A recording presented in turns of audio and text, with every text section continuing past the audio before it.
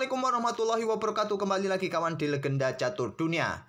Masih kita akan melanjutkan Norway Chess untuk video pagi kawan. Video sore akan kita isi permainan pemain Indonesia yang berlaga di Asian Continental Chess Championship. Untuk Norway Chess tadi malam memainkan babak ke-6-nya, hasilnya sebagai berikut, di mana Domara Djurgården mengalahkan Anish Giri dalam permainan Armageddon. Magnus Carlsen hanya bisa memetik kemenangan lewat Armageddon kembali secara 5 kali berturut-turut. Kali ini korbannya adalah kompatriotnya kawan, juniornya Ariantari. Ada Hikaru Nakamura yang berhasil mengalahkan Alireza Firoza dalam permainan Armageddon juga. Begitu juga Wesley So mendapatkan kemenangan Armageddon atas Sakhir Mamedyarov. Dan satu-satunya partai di permainan klasik yang berakhir menang kalah adalah partainya Abdusattorov yang dikalahkan oleh Fabiano Caruana. Caruana kembali memetik kemenangan dalam permainan klasik, sehingga sekarang posisi klasemen semakin lebar kembali antara Fabiano Caruana dengan Hikaru Nakamura, menjadi 2,5 poin kawan. Kemarin sempat 1 poin, sekarang melebar lagi menjadi 2,5 poin. Di posisi ketiga ada Domara Djurgården, diikuti Alireza Firoza, ada Mamedyarov, kemudian diikuti Carlsen, ada Wesley So juga, poinnya sama dengan Magnus Carlsen. Sejauh ini Wesley So, Anish Giri belum mendapatkan kemenangan dalam permainan klasik kawan. Sedangkan Nordibek Abdusattorov ini sudah 2 kali kalah dalam permainan klasik, cuma 1 kali menang kawan, itu pun juga dalam permainan yang beruntung. Nggak tahu kenapa Abdusattorov ini kok permainannya kurang bagus di turnamen ini, padahal sebelumnya dalam permainan Champion Chess Tour dia menjadi juaranya seri ketiga. Dan di interviewnya sebelum bermain juga sudah mempersiapkan padahal untuk turnamen ini kawan, tapi penampilannya kurang meyakinkan di Norway Chess ini. Dan untuk posisi buncit ada Ariantari, 3 kali kalah dalam permainan klasik. Oke, langsung saja kita ke papan analisis. Kita lihat permainannya Fabiano Caruana melawan Abdusattorov. Abdusattorov pegang putih mengawali dengan pion E4, dibalas Caruana dengan pion E5. Kuda F3, kuda C6, ada Ruy Lopez dengan gajah B5, Berlin Defense oleh Fabi, kuda F6. Dan tidak melanjutkan rokade menantang permainan Berlin Defense Endgame ataupun Berlin Defense Wall kawan, tapi memilih permainan yang solid dengan pion D3. Ada gajah C5, dan di sini Abdusattorov memutuskan gajah sikat kuda C6, terjadi pertukaran, diambil balik menggunakan pion D. Game seperti ini sama dalam permainannya Magnus Carlsen melawan Wesley So kawan, baik dalam permainan klasiknya ataupun permainan Armageddon-nya. Kalau dalam permainan klasiknya kawan, Wesley So saat itu melanjutkan dengan langkah kuda mundur ke petak D7 kawan. Setelah putih ini rokade, Wesley So melanjutkan dengan kuda ke D7. Kalau dalam permainan Armageddon-nya, Wesley So memilih dengan gajah D6 kawan. Di sini Caruana memilih dengan langkah gajah mundur ke petak D6, dan saat itu kawan, Magnus Carlsen saat pegang putih di permainan Armageddon memilih gajah keluar ke petak G5. Abdusattorov memilih dengan kuda berkembang ke petak D2. Ada gajah E6, kuda langsung manuver ke B3, buka kembali diagonal gelap bagi gajah, pion B6, jelas kontrol petak-petak gelap ini kawan untuk tidak mencoba ancam gajah terang. Tapi giliran kuda satunya coba ancam gajah terang, dipertahankan ke G4 serang menteri, blokade. Ada gajah mundur ke H5. Raja bergeser ke H1 menghindari diagonal terbuka di petak gelap. Kuda manuver ke D7 untuk buka akses bagi menteri kalau ingin keluar kawan, ataupun mencoba manuver menantang pertukaran kuda di petak C5 nanti. Kuda ke H3 mundur untuk menghindari tempo juga dari potensi pion F6, pion F6. Gajah berkembang ke E3. Melanjutkan menteri maju ke E7. Di sini ada 2 opsi bagi hitam untuk rokade. Kalau melihat gelagat dari menteri yang naik ke peta E7 ini, persiapan rokade panjang dipersiapkan oleh Fabi, tapi masih memungkinkan untuk rokade pendek. Kita lihat saja. Kalau kalian sudah rokade seperti ini sulit kawan, jelas hitam akan mempersiapkan pion-pion sayap rajanya untuk membuat serangan badai pion, karena persiapan rokade panjang sudah dipersiapkan oleh hitam. Oleh karena itu di sini Abdusattorov juga harus mempersiapkan serangan di sisi kiri. Terlebih dahulu kuda mundur ke D2 kawan, persiapan pion-pionnya nanti di sisi kiri dimainkan, dan coba lompat ke petak C4, coba incar gajah gelap mungkin. Di sini kuda C5. Dan bukan pilihan terkuat juga pada posisi ini tadi kawan. Kalau Stockfish menyarankan gajah mundur ke F7, memilih kuda ke C5 menawarkan pertukaran dengan gajah tentu ditolak. Kuda C4, pilihan dari Abdussatrop mengincar gajah gelap. Di sini kuda manuver ke E6, coba ingin menempati outpost petak-petak gelap ini kawan. Dibalas dengan langkah kuda manuver ke G1. Ada pion G5, lanjut Fabi. Sudah jelas persiapan untuk rokade panjang atau menahan rajanya. Dia persiapan untuk bermain dengan pion-pion sayap raja. Gajah mundur ke F7, giliran nanti pion H siap dimainkan. Kuda E2, gajah mundur ke F7, menteri E1 kawan. Kalau Stockfish tadi menyarankan pion A3 untuk persiapan juga pion-pion sayap menteri dipersiapkan untuk menyerang si sisi menteri.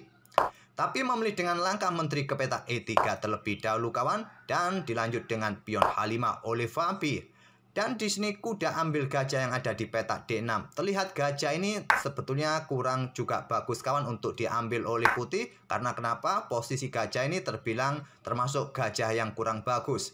Jadi dari tadi cukup nongkrong di sini saja, menunggu disikat oleh putih. Dan ini disikat juga oleh Abdussatrop. Sehingga posisi pionnya sekarang kembali pulih kawan. Punyanya Fabi ini ada pion A4 melancarkan serangan sisi kiri. Pion H4 terus Fabi mendorong pion sisi kanan. Pion A5 ditolak, pion didorong maju. Pion H3 menjadikan petak tertutup di lajur H ataupun mencegah pergerakan pion G4 di lajur G ini. Pion A6. Pion D4 tantang Abdussatrop ditolak dengan pion C5. Giliran pion C3 ada raja bergeser ke F8. Karena pion-pionnya sudah maju kawan di sisi menteri ini ya memang sulit untuk memutuskan rokade panjang kawan. Karena akan mudah untuk dibuka oleh Abdussatrop salah satu lajur di sisi menteri. Oleh karena itu hanya menggeser raja ke petak F8 atau kuda ini manuver ke petak G7 juga menurut Stockfish kuat kawan. Tapi memilih rajanya bergeser ke F8. Ada benteng D1, persiapan membuka lajur D bagi bentengnya. Dan di sini raja langsung naik ke petak G7 karena potensi permain di sisi raja ini pun juga tertutup kawan. Putih akan sulit mendorong pionnya maju, begitu juga hitam. Jadi sementara kedua raja ini aman di sisi raja. Menteri F2 untuk perkuat diagonal gelapnya. Maaf, sebentar kawan. Dan dilanjut dengan benteng A keluar ke lajur C. Benteng diangkat naik ke D2. Indikasinya jelas ditumpuk di lajur D nanti. Dan di sini menteri bergeser ke C7. Untuk perkuat lajur C-nya yang segera dibuka atau perkuat petak C5-nya dari tekanan gajah ataupun menteri sedang mengincar juga pion yang ada di petak A5. Dan Stockfish menyarankan dengan pion B perkuat pion ini kawan, tapi memilih dengan langkah benteng A1. Benteng H digeser lagi ke lajur pusat. Di sini baru pion B4 dan baru di langkah ke-29 ini terjadi baku hantam pion di sini kawan. Memang dari tadi sudah diawali dengan dua pertukaran perwira minor, baru di langkah ke-29 ini terjadi baku hantam di petak D4 dan menjadikan pion putih di petak B4 ini lemah kawan, terlihat. Sama juga di petak A6 ini juga lemah. Cuma di sini hitam mempunyai tempo lebih cepat untuk menguasai lajur C ini. Coba lihat. Ada juga nanti potensi benteng ini diadu di lajur C juga bisa. Tapi tempo lebih cepat benteng akan naik ke petak C4 nanti. Di sini menteri bergeser ke E7 terlebih dahulu untuk membuka atau menguasai dengan benteng kawan. Dan pion D5 merupakan pilihan di sini bagi putih. Tapi memilih dengan benteng AD1. Bertumpuk sebelum membuka permainan dengan pion D pukul pion E5 mungkin. Benteng H8 ternyata dimainkan. Yang terkuat adalah benteng langsung diangkat naik seperti yang saya sebut tadi kawan. Pressure pion-pion yang di sini diikuti mungkin nanti benteng ditumpuk. Tapi memilih dengan langkah benteng kembali ke lajur H. Di sini Stockfish menyarankan dengan pion ini didorong maju kawan, tapi memilih dengan langkah menteri mundur ke E1. Kalaupun mencoba untuk seperti ini kawan, buka lajur D, ya diterima menggunakan pion D juga kawan. Ini akan membuka akses menteri, kembali mendapatkan pion yang ada di petak B4. Mungkin kalian blokade dengan langkah benteng yang ada di petak D6 ini, ada benteng H digeser lagi ke lajur D kawan. Oleh karena itu, menyiapkan menterinya untuk jaga pion ini terlebih dahulu sebelum membuka permainan. Ada benteng C4 dan di sini baru pion pukul pion. Diambil balik, tidak menyerang menteri di petak D7 tapi memilih dengan benteng D6. Untuk blokade kawan di sini dan juga menyerang pion yang ada di petak A6. Benteng D8.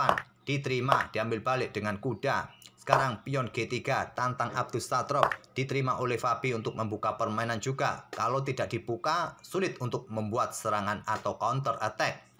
Diambil balik dengan kuda, ingin menempati pos petak F5, dicegah dengan gajah E6, ada menteri naik ke D2, coba ancam kuda. Kuda menghindar ke F7, ada gajah C5, pertahankan posisi pion, juga berbalik ancam menteri. Menteri mundur ke E8, sekarang pion H4 diserahkan oleh Abdus Satrop. Ditolak, menteri bergeser ke H8, pion didorong maju. Kalau diterima di sini kawan, kemungkinan kuda ini juga tidak akan melakukan skak di sini kawan. Tapi memilih mundur ke F1, kalaupun melakukan skak di sini, percuma juga raja akan naik ke petak G6 dan kuda ini sudah tidak bisa balik kampung lagi. Oleh karena itulah di sini tadi memilih menteri bergerak ke petak H8, tidak coba ambil pion, kuda tadi juga bisa manuver kawan. Tapi memilih dengan menteri ke petak H8 dibalas pion maju ke H5. Menteri naik ke petak H7 dan di sini raja bergerak ke G2 untuk menghindari pin-pinan jelas kawan. Kemudian menteri ke H6 lanjut Fabi. Apakah pion ini didorong menantang pertukaran menteri di langkah berikutnya kawan? Kita lihat saja. Terlebih dahulu raja bergerak ke F2, ada pion G4 tantangan pertukaran menteri. Ditolak dengan gajah E3, ada menteri mundur lagi ke H8. Tidak seperti biasanya, banyak variasi-variasi ataupun analisa-analisanya kawan yang admin buat. Tapi game ini terbilang cukup panjang dan juga terbilang tidak terlalu komplikasi. Jadi admin lurus-lurus saja. Mungkin kalian suka seperti itu. Baru sekarang pion F pukul pion G4, menteri bergeser ke J8, perkuat posisi gajahnya untuk rebut kembali pion putih, dukungan benteng, serang pion yang ada di petak J2. Maksud saya serang menteri dengan benteng di petak J2 nanti. Dan di sini gajah blokade, hubungan antara menteri serta bentengnya. Tapi pion yang ada di petak G4 jatuh, di sini benteng F1. Yang terkuat adalah benteng ke C1 menantang pertukaran kawan. Setelah baku hantam benteng di sini diambil balik, mungkin menteri akan ke petak D7 kawan untuk menguasai lajur D ini.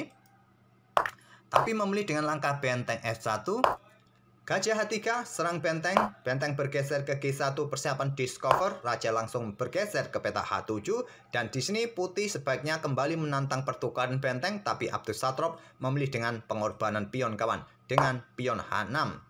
Tujuannya kosongkan ruang bagi kudanya lompat ke petak H5 dan bentengnya siap untuk melakukan ancaman jika pengorbanan ini diterima oleh kuda. Pilihan terbaiknya adalah blokade terlebih dahulu lajur G dengan kuda. Tujuannya mengaktifkan kuda lebih dekat dengan posisi raja putih kawan. Gampang pion ini bisa diambil nanti. Tapi memilih dengan langkah menteri ke petak G4. Dan sekarang di sini gajah mundur ke petak E3, pilihan terbaik. Tapi memilih kuda ke F5. Discover kawan di sini. Menteri ambil pion E4, ada benteng G7 skak. Di sini raja mundur ke H8, kemudian diikuti kuda ke E3 menghindari ancaman menteri. Di sini kuda ambil pion H6, kuda ambil benteng C4, ada juga discover pada kuda. Raja ambil benteng G7.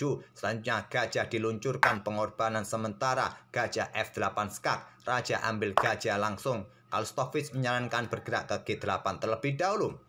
Menteri ambil kuda skak, raja bergeser ke G8 dan sudah tidak ada skak-skak lagi kawan. Ke petak gelap ada pion, ke petak terang ada menteri, sudah tidak punya tempo melakukan skak-skak yang berulang. Di sini terlihat bahwa Abdus Satrop sudah minus 2 pion kawan dan permainan berlanjut dengan langkah kuda menghindar ke petak E3. Pilihan terbaiknya pertukaran seperti ini kawan, ambil gajah dan hitam mendapatkan kuda. Tapi dengan jumlah pion yang minus 2 ini kawan tentu sangat berat bagi putih juga. Bermain dengan langkah kuda ke E3 berharap dengan kudanya masih bisa menahan permainan hitam walaupun minus 2 pion. Gajah F5 ditawarkan untuk diadu. Ditolak menteri ke H5 serang gajah. Gajah G6 dan di sini menteri bergeser ke H3 ingin melakukan serangan dari belakang untuk mendapatkan pion mungkin. Pion F5 blokade. Menteri H6 serang gajah. Raja F7 lindungi gajah. Menteri H8 dan di sini menteri bergerak ke petak gelap kawan. Persiapan mendorong pionnya karena posisi kuda kena pin. Raja bergeser ke E2, ada pion F4 tetap dimainkan. Kuda ke G4 dan kemudian pion didorong dikorbankan skak. Di posisi ini Abdus Satrop menyerah. Kontrol waktunya juga sudah mulai mepet kawan. Tentu saja ada discover Disney, kuda ini juga jatuh di langkah berikutnya. Kalaupun raja ambil pion yang ada di peta F3, menteri ke F4 pun juga skak kawan.